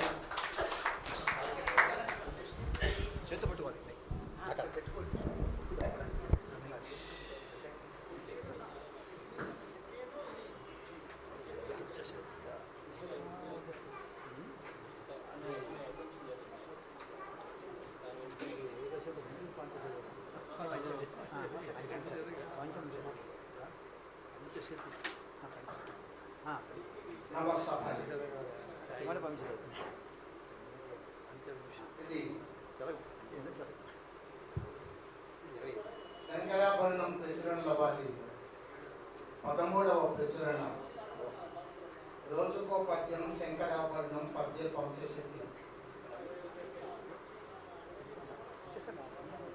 శంకరాభరణం అనేటువంటి పేరే నాకు ఉదయం ఒక అస్పష్టంగా కనిపించింది. మనకు 1980 ప్రాంతంలో అనుకుంటాను శంకరాభరణం అనే సినిమా వచ్చిన తర్వాత దాని నిర్మాణంలో చాలా వ్యయ ప్రయాసాలు ఉన్నప్పటికీ అది విడుదలైన తర్వాత మాత్రం సమాజం మీద చాలా తీవ్రమైన ప్రభావాన్ని చూపించింది. అప్పటి నుంచే పాద నమస్కారాలు, శిరస్సు వంచి సాష్టాంగ నమస్కారాలు, శత సహస్ర పాద నమస్కారాలు అనే పదబంధాలు ఒకప్పుడు ఉన్నవైనప్పటికీ బాగా ప్రచారంలోకి వచ్చేసి అందరూ వాడటం అలవాటైంది. అలాగే శంకరాభరణం అనేటువంటి పదం కూడా నాకు అనిపించింది. శంకరాభరణం అంటే మనకు మామూలుగా అర్థము శంకరుడి యొక్క ఆభరణం పాములు, సర్పాలు. అయితే చంద్రుడు కూడా శంకరుడికి తల మీద ఉన్నప్పటికీ దాన్ని శంకర చూడాభరణం అంటారు తప్ప శంకరాభరణం అంటే సాధారణంగా పాములు అనే అర్థం. మరి ఈ గ్రూప్ కానీ వాట్సాప్ కానీ బ్లాక్ కానీ శంకరాభరణం అనేది ఎందుకు పెట్టారు అంటే శంకరుడు సమస్యలు అయితే పూరణలు ఆభరణాలు కాబట్టి అది శంకరాభరణం అయితే అని నాకు అనిపించింది. ఆ శంకరాభరణం ఈరోజు నిజంగా సార్థకమైంది. ఎలాగంటే ఈరోజు ఆవిష్కృతమైనటువంటి 2 పుస్తకాలు కూడా కుబుసం విడుచుకొని మళ్ళీ వస్తున్నటువంటి ప్రథమ ముద్రణ అయిపోయింది వాటికి. ఈ రెంటికి కూడా ఇది ద్వితీయ ముద్రణ. కాబట్టి కుబుసాన్ని విడిచి మళ్ళీ కొత్త శరీరంతో వస్తున్నాయి. అందువల్ల ఇవి శంకరాభరణాలు. కాబట్టి ఇలా శంకరాభరణం అనేటువంటిది ఆనాడు సమస్యలకు పూర్ణలకు అన్వయిస్తే ఈనాడు కుబుసం విడిచిన కొత్త పుస్తకాలకు శంకరాభరణంగా ఇది కనిపిస్తుంది. శంకరాభరణంలో కొంత పూర్వ పద్యం వాళ్ళు చేశారు. పద్య పంచశతి 500 పద్యాలు ఉన్నాయండి. కానీ వాస్తవానికి 500 పైనే పద్యాలు ఉన్నాయి. శతకం అంటే 100కు మించి ఎన్ని ఉన్న శతకం కాబట్టి 500కు మించి కొన్ని ఉన్నా కూడా పంచశతి అనేది వ్యవహరించారు. ఈ పద్యము, పద్య సాహిత్యము, పద్యము అంతరించిపోవడము, మళ్ళీ మనం బ్రతికించడము, ఈ వలయాన్ని చూస్తే మనం ఒక విధమైనటువంటి ఆవేదనలో, ఆందోళనలో మాట్లాడుకుంటున్నామేమో అనిపిస్తుంటుంది నాకు. పద్యం వేరే, పద్య కవిత్వం వేరే. ఈ తేడాను మనలో చాలా మంది గుర్తించడం లేదు. అది గుర్తించకనే పద్యాన్ని కాదందామంటూ వచ్చినటువంటి అనేక ప్రక్రియలు కూడా అంతరించిపోయాయి. వచనం వేరే, వచన కవిత్వం వేరే. గేయం వేరే, గేయ కవిత్వం వేరే. అలాగే ఏ కవిత్వానికైనా వర్తిస్తుంది. అందుకే వచన కవిత్వంలో అన్ని పుస్తకాలు కుప్పలు కుప్పలుగా వచ్చిన బాలగంగాధర్ తిలక్ రాసిన అమృతం కురిసి రాత్రి మాత్రమే మిగిలింది. ఎందుకంటే దాంట్లో వచన కవిత్వం ఉంది కాబట్టి. ఎంత మామూలుగా చెప్పినా, హాస్యంగా చెప్పినా కూడా ఎంత లాజికల్ గా చెప్తాడో చూడండి. అన్నాడు ప్రియురాలితో అన్నమాచారి జూనియర్ ఎంఎస్సీ ఫిజిక్స్. అంటే అతని పేరు అన్నమాచారి, జూనియర్ ఎంఎస్సీతో ఉన్నాడు ఫిజిక్స్ సబ్జెక్ట్. అన్నాడు ప్రియురాలితో అన్నమాచారి జూనియర్ ఎంఎస్సీ ఫిజిక్స్. ఇది వరకు న్యూటన్ థియరీ ప్రకారం నీ వైపు ఆకర్షింపబడ్డాను. ఆ తర్వాత థియరీ ఆఫ్ కర్వేచర్ ఆధారంగా నిన్ను ప్రేమించారు. ఇప్పుడు ఎలాగ చెప్పు? పోయిన దర్లేకర్లు వచ్చి అంతా ఉల్టా సీదా చేశారు. ఇప్పుడు నిన్ను అన్సైంటిఫిక్ దేశవాళీగా ఆహ్వానిస్తున్నాను. అపుత్రస్య గద్దె నాస్తి అదివా నాకు ఒక పుత్రుడిని ప్రసాదించు. ఇది ఆయన రాసిన వచన కవితలో వచ్చిన ముక్క. అంటే ఒక ఈ సామాజికమైనటువంటి శాస్త్రాల్లో ఎప్పటికప్పుడు వస్తున్నటువంటి మార్పులను, ఆ మార్పులతో సతమతమైపోయేటువంటి మనస్సును, తప్పని పరిస్థితుల్లో ప్రాచీనమైతే ముందు చూపాలి అనేటువంటి వాస్తవికతను అన్నింటినీ కలిపి హాస్య ధోరణిలో చెప్పాడు. సుఖం అంటే ఏమిటి అని అర్థం కలిగింది. అది తీరక ముందే అతను అంతరించిపోవడం దేశానికి శ్రీరామ రక్ష అంటారు. చాలా కాలం బ్రతికిన తర్వాత సుఖం అంటే ఏమిటి అని అనిపించి అనుమానం వచ్చిందట. అనుమానం తీరక ముందే ఆత్మహత్య చేసుకున్నాడు. అది దేశానికి శ్రీరామ రక్ష. ఇలా అద్భుతమైనటువంటి పదబంధాలు, భావాలతో వచన కవిత్వాన్ని ఆయన ఒక్కడు మాత్రం నిలిపాడు. అన్నీ అంతరించిపోయాయి. అలాగే పద్యాల్లో కూడా మనము పద్యాలు రాస్తున్నాము అని ఆనందిస్తున్నాం తప్ప పద్య కవిత్వాన్ని ఎంతమంది రాస్తున్నాము అనేటువంటిది ఆలోచించవలసి. మీకు ఆనందవర్ధన్ చెప్తాడు, కావ్యస్యాత్మ సయేవార్థ తథా చాటికవ్యపుర క్రౌంచ ద్వంద్వ వియోగోత్త శోక శ్లోకత్వమాగత. ఒక్క క్రౌంచ ద్వంద్వ వియోగము చేత ఏర్పడిన శోకము వాల్మీకిలో శ్లోకంగా పరిణమించింది. అదే రామాయణానికి అంకురార్పణ. అదే కవిత్వానికి కావాల్సింది. మనం పద్యాలు రాసినా, వచనం రాసినా దాంట్లో మన హృదయ స్పందన కనిపించాలి. ఈ కవితలు ఇప్పుడు మనం చెప్పుకునేటువంటి ఈ సమస్య పూర్ణలు, దత్తపదలు, నిస్తాక్షరులు ఇవి ఏవైనా సరే బుద్ధికి సంబంధించినవి కానీ హృదయానికి సంబంధించినవి కావు. వాటికి కొంత హృదయాన్ని కూడా జోడించగలిగితే అప్పుడు మంచి కవిత్వం వస్తుంది, మంచి సమస్యాత్వం వస్తాయి. అందుకే చాలా మంది స్వతంత్రమైనటువంటి కావ్యాల్లో ఉన్నటువంటి రసవత్త ఇటువంటి చిత్ర కవిత్వాల్లో కానీ, బంధ కవిత్వాల్లో కానీ, చివరికి అవధానాల్లో కూడా ఉండమని చాలా మంది ప్రాచీనులు దాన్ని వ్యతిరేకించిన వాటి. కాబట్టి సమస్యాపూర్ణ అనేటువంటి దాంట్లో వ్యతిరేకత ఏంటంటే అడిగేది ఒకరు, చెప్పవలసింది ఇంకొకరు. చెప్పేవాడికి అడిగేవాడికి చెప్పేవాడు లోపం అయిపోతాడు. మనకు ఆ విషయం అడిగేవాడు ఎంత తేలిగ్గా ఎదుటివాడిని బోధ పుట్టించే అవకాశం ఉందో శంకరయ్య గారికి తెలుసు. వారు ఒక సమస్యకి ఇచ్చేసి అలా నిశ్చితగా ఏదో 5 గంటలకే లేచి సమస్య ఇచ్చేస్తున్నారు, దేశానికి చాలా సేవ చేస్తున్నారు అనుకుంటున్నారు తప్ప 5 గంటల నుంచి ఎంతమందిని పీడిస్తున్నారో ఎవరికి అర్థం కాదు. ఎందుకంటే ఆయన వాక్యం అనేశారు, ఆ వాక్యాన్ని మనం అందరూ సమర్థించాలి. అందులో శంకరాచార్యలో ఉండేది ఏంటంటే ఆ పద్యంలో చాలా పదాలు పెడతారు. వాస్తవానికి ఆయన సమస్యల్లో ఒక సమస్య కాదు, చాలా సమస్యలు ఇమిడి ఉంటాయి. అవన్నీ సమన్వయించవలసినటువంటి అవసరం పూర్ణ చేసేటువంటి వారికి ఉంటుంది. మనకి ఈ మధ్య పూర్ణంలో అలవాటు ఏంటంటే ఆ సమస్య ఇచ్చిన 4వ పాదంలో ఉండే మొదటి పదంతో 3వ పాదం చివరిలో ఇంకో పదాన్ని తగిలించేస్తే ఒక బోగికి ఇంకో బోగి ఎక్స్ట్రా వేసేస్తే ట్రైన్ మొత్తం అయిపోయింది. ఆ పాదంలో ఇంకా చాలా పదాలు ఉన్నాయి. అవన్నీ మన వాక్యానికి ఎదురుగా ఉసురుమని ఏడుస్తుంటాయి. మాగతేమిటి అనేది ఆలోచించకుండా పూర్ణం చేసేస్తున్నాం. ఇవన్నీ కూడా ఈ సమస్య పూర్ణ సమయంలో మనకు వచ్చేటువంటి ప్రతిబంధకాలు. ఇవి లేకుండా కూడా అద్భుతమైనటువంటి ఆశు కానీ సమస్య పూర్ణ కానీ చెప్పగలిగితే అది సమాజంలో నిలుస్తుంది. అటువంటివి మనకు లేకపోలేదు. మనకు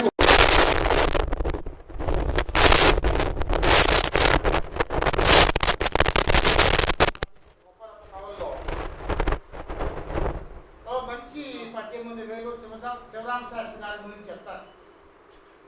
మనకు అలాంటి పద్యాలు సాహిత్యం మొత్తంలో 2 కనిపిస్తాయి. ఒకటి ముద్దు ఆయన రంగాజమ్మ గారు చెప్పింది, ఏవని తల్మము దళప నేమి పను తమ రాడువారు కారో వలపించు నేర్పెరగరో తమ కౌగిలిలోనుండగా రావతి ఏదిరా విజయ రాఘవయంచు ఇది దూరి బల్మిమై ఇవరకంతనే కనుక తీసుకువచ్చి నా తలోదని. అది ఆశ. అక్కడ ఉండేది హృదయం, బుద్ధి కాదు. అద్భుతంగా నిలిచిపోయింది. అలాగే ఇంకోటి నిలుస్తుంది కొప్పరపు వాళ్ళది.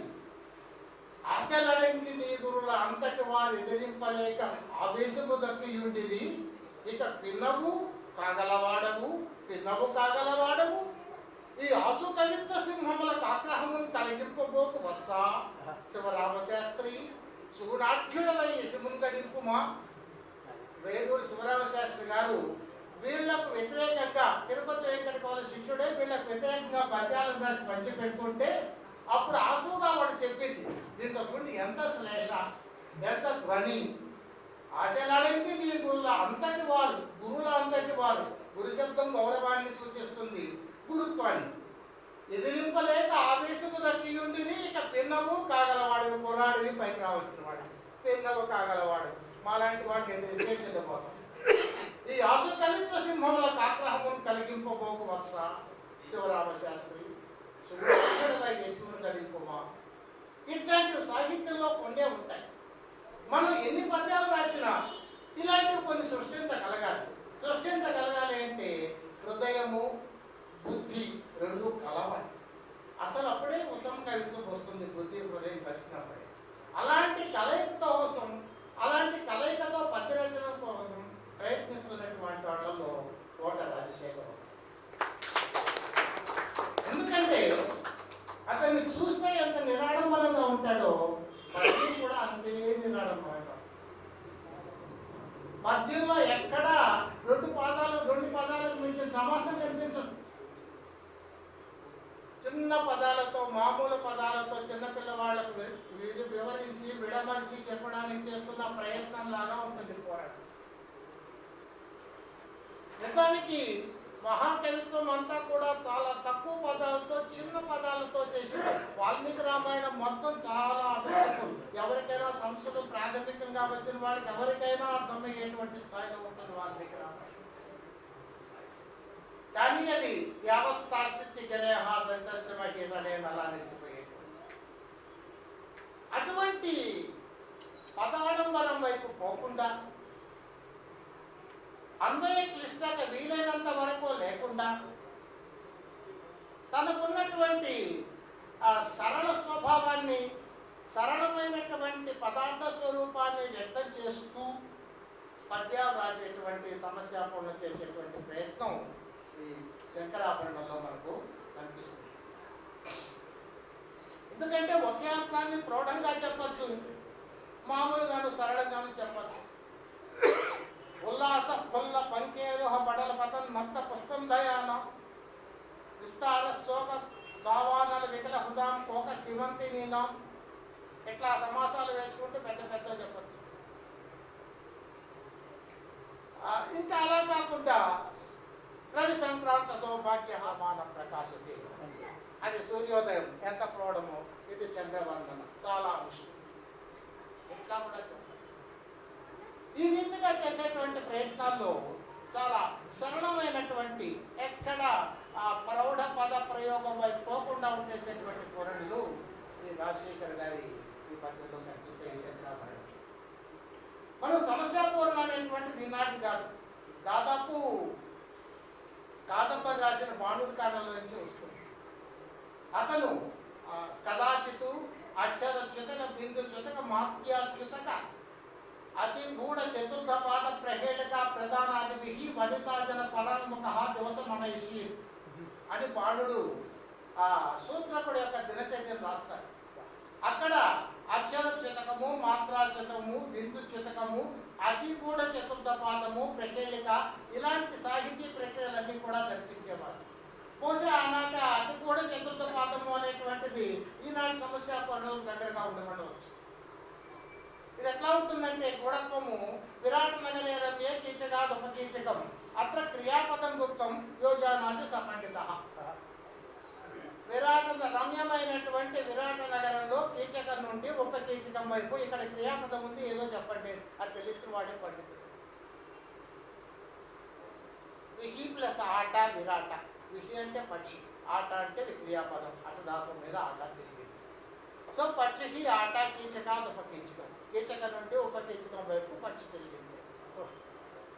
ఇట్లా అలాంటివి ఈ అతి కూడా చతుర్థ పాదాలు అనేటువంటి అక్కడి నుంచి మనకు జక్కన యొక్క తాత అయినటువంటి పెద్దయామాత్రుడు ఇలాంటివన్నీ చేసేవాడు అని జక్కన విక్రమార్క చరిత్రలో చెప్తాడు. శ్రీనాథుడు అయితే ప్రత్యక్షంగానే కొందరు అష్టావధానముల క్రీడించువారని శివరాత్రి మహాత్మ్యంలో చెప్తాడు. ఆ తర్వాత 15వ శతాబ్దానికి చెందినటువంటి వాదిరాజు రుక్మిణీ శ్రీజు అనే మహాకావ్యం రాస్తుంది. శిశోత్తరే హస్తి సహస్రమస్తి, శిశువు చేతిలో 1000 ఏనుగులు ఉన్నాయి అంటారు. ఓ సమస్య ఎలా ఉన్నాయి అంటే సపర్యట పుంజర పుంజ శోభం ధనం యథా శ్రీపతి రుద్ధధార. ఆ శ్రీపతి గోవర్ధనం అలా ఎత్తేట, ఆ గోవర్ధనం మీద 1000 కొలది ఏనుగులు ఉన్నాయి. తదా సమస్య పరిపూరయంతి శిశోత్తరే హస్త సమస్య వస్తుంది అని అప్పుడు వీళ్ళందరూ కౌలు చేసుకోవడం ప్రారంభించారట. శిశువు చేతిలో 1000 ఏనుగులు ఉన్నాయి. అంటే ఇక్కడ మనము సమస్య పూరణము అనేటువంటి పదబంధము ఆనాటి నుంచి ఉంది అనేందుకు మనం తీసుకున్నాం. దాన్ని 15వ శతాబ్దం నుంచి కూడా ఉంది. అట్లా రాజశేఖర్ గారి యొక్క ఈ కావ్యంలో అద్భుతమైనటువంటి పదబంధాలు చాలా ఉంటాయి, సరళమైన ప్రయోగాలు ఉంటాయి. భారత్ ప్రకాష్ గారు ఇట్లా వస్తున్నారు అంటే మన ఆపమని అర్థము తెలుస్తూనే ఉంది. కానీ మనకి ఈ సందర్భంగా ఇక్కడ చెప్తున్నాను, మనం ఏంటంటే సహజంగా ఇటువంటి కార్యక్రమాల్లో సకాలానికి రాలేని పరిస్థితి, అకాలానికి పోలేని పరిస్థితి. ఈ రెండులో ఏ ఒక్కదాన్ని సవరించుకున్నా మనం అనుకున్న లక్ష్యాన్ని చేరుకోగలం. 6 గంటల కార్యక్రమం అంటే 6 గంటలకు రాలేము, 9 దాకా ఉండాలి, 10 దాకా ఉండాలి అంటే ఉండలేము. ఈ 2 చోట్ల ఎవరి సమస్యలు పడకుండా వ్యక్తిగతమైనటువంటిది కాదు, మనకు అలవాటు పడినటువంటి అంశం. మనమంతా కృష్ణశాస్త్రీయంలోకి వెళ్ళాం. దేవరపల్లి కృష్ణశాస్త్రి గారిని అడిగితే ఆయన ఒకసారి అన్నారంటే, మీరు ఏంటి అన్నిటికీ ఆలస్యంగా వస్తారంటే, సకాలంలో రావడం శాస్త్రీయం అయితే ఆలస్యంగా రావడం కృష్ణశాస్త్రీయం అన్నారు. సో దాదాపు మనందరి పరిస్థితి అది. సకాలంలో రాలేము, అకాలంలో పోలేము. ఏదైతే లక్ష్యంగా ఉంటుందో దాన్ని మనంతటి మనమే దెబ్బతీస్తాం. ఇవన్నీ పోవాలి. మనం ఈ సాంకేతికత అనే దాన్ని వినియోగించుకొని మనం సరైనటువంటి ఫలితాలను పొందగలం. చూడు, మనం ఈ క్రొత్త తరంలోకి వచ్చాం, ఒక స్టాండ్ పెట్టుకోవడానికి వదిలిపెట్టేసి, ఒక చెయ్యి అరెస్ట్ అయిపోవటం లేదు మనిషికి, మాట్లాడే వ్యక్తికి 2 చేతులు స్వేచ్ఛగా ఉంటే మాట్లాడే విధానంలో మార్పు వస్తుంది కదా. బాడీ లాంగ్వేజ్ మళ్ళీ ప్రత్యేకించి మనమే అనుకుంటున్నాం కదా. ఇది అలవాటు అయిపోయింది మనకి, ఇది కూడా ఒక అలవాటు అయిపోయింది. కాబట్టి ఇవన్నీ కూడా ఏంటంటే చాలా విషయాలు ఉన్నాయి. ఇప్పుడు నేను ఆపాల్సి వస్తుంది. ఒక పద్యం మొత్తం చెప్తాను. ఎన్నో రకాలైనటువంటి ప్రతిభలు ఉంటాయి సమస్య పూరణలో. ఇందాక వారు చెప్పేశారు ఆ దాదాపు ఇక తప్పని పరిస్థితిలో ఉండేటువంటిది క్రమాలంకారము అని. రాజశేఖర్ దాదాపు దాన్ని వాడు, అదొక అదృష్టం. అది మనం అభినందించవలసినటువంటి అంశం. వ్యాకరణ దృష్ట్యా, భాష దృష్ట్యా ఎన్ని రకాలైనటువంటి విలుపులు విభాగాలు చేయొచ్చు అన్నీ చేసి చూపిస్తాడు. ఒక్క ఉదాహరణ చెప్తాను చూడండి. ఆంగ్లము నందు పోతన మహాకవి భాగవతము వ్రాసెపో. సమస్య ఇచ్చిన వారు శంకరయ్య గారు, ఆయన సమస్య కాదు. కానీ నిజానికి చాలా కష్టం. దీనికి క్రమాలంకారాల లాంటి బాణ్యాల వైపు వెళ్ళాల్సి వస్తుంది. కానీ రాజశేఖర్ పూర్వం చూడండి. ఆంగ్లము నందు భాగవతం అన్నది లేదని ఒకరుండు, తాను ఆంగ్లము నేర్చుకొంచు మన ఆంధ్రులే కాదు విదేశవాసులై ఆంగ్లము మాటలాడు జనులందరూ శాంతిని పొందునట్లుగా ఆంగ్లము నందు పోతన మహాకవి భాగవతము రాశారు. ఇక్కడ ఏంటి విశేషం అంటే, ఇచ్చినటువంటి సమస్యలో పోతన కర్తయ్యాడు. కర్తృవాచక పదమైంది పోతన. రాజశేఖర్ గారి యొక్క పూరణలో అది షష్ఠి విభక్తి అయింది, పొసెసివ్. ఆ రీతిగా విభక్తులను తారుమారు చేయగలగాలి. ఇలాంటిది వ్యాకరణగతమైనటువంటి పాండిత్యం ఉన్నప్పుడు మాత్రమే ఇలాంటి పూరణలు మనము చేయగలుగుతాం అన్నమాట. అలాగే ఇక్కడ చూడండి. ఎందుకనంగా నొప్పు మనకు ఏలికగా ఒక దున్నపోతుడే. ఇక్కడ వ్యాకరణం పనిచేయదు. దీనికి ఒక కల్పన కావాలి. మనకు వాస్తవంగా దున్నపోతుల గురించి ఒక గొప్ప పుస్తకం రాసినటువంటి కవి ఉన్నాడు, వాంఛేశ్వర కవి. అతనికే కుట్టి కవి అని కూడా పేరు. తంజావూరులో ఉండేవాడు. మహిష శతకం అని ఒక శతకం రాశాడు దున్నపోతు గురించి. మొత్తం శ్లోకాలు, పెద్ద చిన్న చిన్న శ్లోకాలు కాదు. దాంట్లో ఆయన చేసిన ప్రయోగం ఏంటంటే, దాదాపు 50-60 ప్రసిద్ధమైనటువంటి వ్యక్తులతోనూ శాస్త్రాలతోనూ శాస్త్రజ్ఞులతోనూ దున్నపోతుకు పోలిక చెప్తాడు. త్వం వాలి, నువ్వు వాలివి అంటాడు. వాలి కావడం ఏంటి? రమసే రుమాముపగత, నువ్వు రుమను పొంది క్రీడిస్తున్నావు. ఎందువల్లంటే సుగ్రీవుడి భార్య అయినటువంటి రుమను వాలి పొందాడు, అది సరిపోయింది వాలికి. మరి దున్నపోతు వాలి కావడం ఏమిటి అంటే, రుమ అంటే చవిటి నేల అని అర్థం. రుమాముపగత రమసే, నీకు చవిటి నేల అంటే ఇష్టం, అందువల్ల ఓ దున్నపోతును వాలివి అంటారు. ఇట్లా శ్లేష వేస్తూ శాస్త్రజ్ఞులు, వ్యాకరణవేత్తలు, తార్కిక తర్కశాస్త్రవేత్తలు, చంద్రశాస్త్రవేత్తలు, కవులు అందరూ కూడా దున్నపోతు పోలికి చెప్పేస్తారు. ఆ భవిష్యత్తు ముందు ఉంటుంది. దాన్ని దృష్టిలో పెట్టుకొని కొంత కల్పన చేసి ఎన్నికలందు గుర్తులుగా ఇచ్చి తేలును దున్నపోతు. ఎలక్షన్స్లో గుర్తులు ఇచ్చారు, తేలు ఒకరికి దున్నపోతు. నీ అన్నది దున్నపోతు, వాడు ప్రచారం చేస్తున్నాడు. నీ అన్నది దున్నపోతు గుర్తయ్యి విషక్రిమి తేలు మేలు, ఆ మిన్నులు కూలిన స్థిరత మేలును కూర్చును దున్నపోతు. నిజంగా మనకు అక్షైర్మా దివ్య కృషిమిత్ కృషిస్వ విరమస్వ బహుమన్యమాన తత్ర గావకితవ తత్ర జాయ. ఇది ఋగ్వేదంలోని అక్షసూక్తం. వ్యవసాయమే చేసుకో, అదే నీకు మేలు చేస్తుంది. చివరకు ఒక జూదగాడికి చెప్పేటువంటి హితపోయి. అందులో మనకు మేలు చేసే దున్నపోతే తేలు పుడుతుంది. కాబట్టి ప్రచారంలో భాగంగా ఎన్నికలందు గుర్తులుగా ఇచ్చిని తేలును దున్నపోతూ, నీ అన్నది దున్నపోతు గుర్తయ్యి విషక్రిమి తేలు మేలు, ఆ మిన్నుల కూలిన స్థిరత మేలును కూర్చుని దున్నపోతూ, మీరెన్నుకొనగా నొప్పు మనకేలిగా ఒక దున్నపోతుంది. అవుతనే దున్నపోతు ఎన్నుకోండి. దున్నపోతు మీద గుర్తు మీద పోటీ చేసిన వాడు ఎన్నుకోండి. ఇది కల్పన. సో కొన్ని భావాలు కల్పన చేయాలి, కొన్ని భాషల మీద ప్రయోగాలు చేయాలి, కొన్ని ప్రాచీనమైనటువంటి కథలను తీసుకొచ్చి సమన్వయం చేయాలి. ఇలాంటి అద్భుతమైనటువంటి అంశాలన్నీ కూడా రాజశేఖర్ యొక్క పూరణగా ఉంటాయి. ఇవి నిరాడంబరమైనటువంటి శైలిలో ఉంటుంది. ఎక్కడా రెండు పదాలకు మించినటువంటి సమాసం కనిపించదు, అన్వయ లోపం ఉండదు. ఇలాంటి దాన్ని మీరందరూ చదివి ఆదరిస్తారని ఆశిస్తూ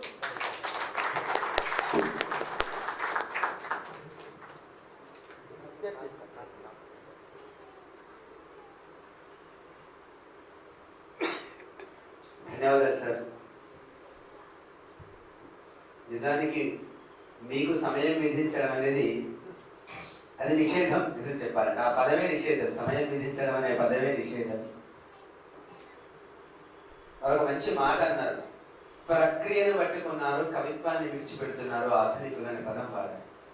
కాబట్టి ఊహాశక్తికి బదులు పెట్టమని, సృజనను మరింత కాల్పనిక దృష్టితో జరగాలనేటువంటి తాపత్రయాన్ని అర్థం చేసుకుంటూ తప్పనిసరిగా శంకరయ్య గారు మన మెక్కుసీమ సంస్థ శంకరాభరణం డాగు ఆధ్వర్యంలో వారిని నాకు రోజు పిలిపించి కవులకు ఒక సెమినార్ లాగా కూడా తీసుకుంటే ఇంకా ఎట్లా రాయాలి అనే దాని మీద మంచి సమాచారం అందుతుంది అని ఒకసారి తెలియజేస్తూ వారిని ఆ రకంగా వినియోగించుకుందాం అని ప్రకటిస్తూ ధన్యవాదాలు తెలుపుతూ, తదుపరి నాణానికి ఒకవైపే చూసాం, రెండో వైపు మనం చూడబోతున్నాం. ఒకరి పుస్తక ఆవిష్కరణ జరిగింది, ఒకరి ప్రతిభ బయటపడింది, ఇంకొక గ్రంథావిష్కరణ, ఇంకొక శతక ఆవిష్కరణ జరగాల్సింది ఉంది. ఆ శతకంలో దాగినటువంటి ప్రతిభ వైదుష్యం బయటపడాల్సింది ఉంది. ఆ ఘట్టంలోకి మనం వెళ్తాం. కంది శంకరయ్య గారు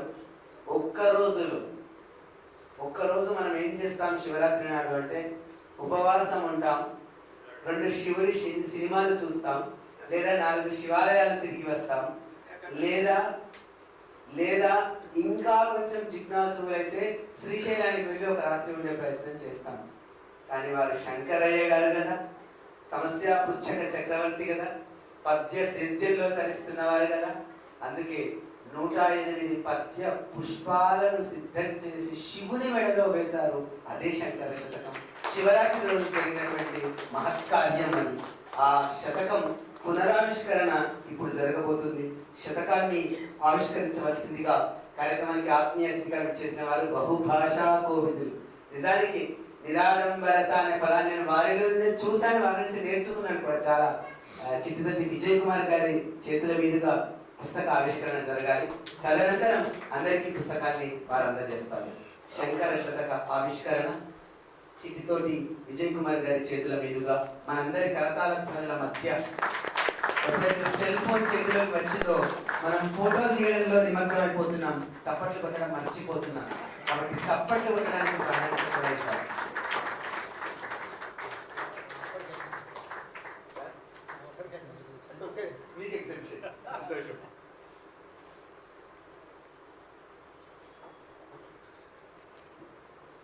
ఆ శంకరుడు బోలా శంకరుడైతే ఈ శంకరుడు పద్య రహస్యాలను తెలిపే బోలా శంకరుడు. ఆ శంకరుడు ఢమరుకాన్ని విదిలించినప్పుడు 5 రులుక్కులు వస్తే ఈ శంకరుడు చరవాన్ని టచ్ చేస్తే మనకు అన్ని సమస్యలే వస్తాయి. కాబట్టి సమస్య పుచ్చక చక్రవర్తి కళ నుండి జాలువారినటువంటి శంకర శతకాన్ని మనం చూస్తూ ఉన్నాం.